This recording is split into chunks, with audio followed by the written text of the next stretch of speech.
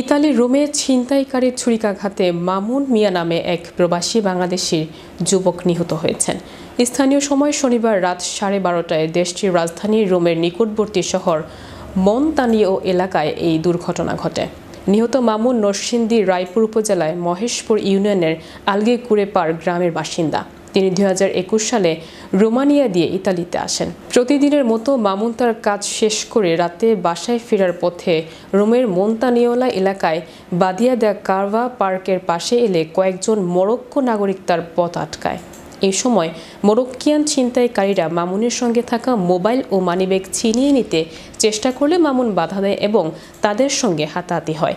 পরে ছিনতাইকারীরা মামুনকে ছুরি দিয়ে তার পেটে আঘাত করে পালিয়ে যায়। পথে অন্যান্য বাঙালিরা তার এই অবস্থা দেখে জরুরি স্বাস্থ্য সেবায় নম্বরে ফোন দেয়। পরে অ্যাম্বুলেন্সের চিকিৎসা কর্মীরা এসে পরীক্ষা নিরীক্ষা করে মামুনকে মৃত ঘোষণা করে।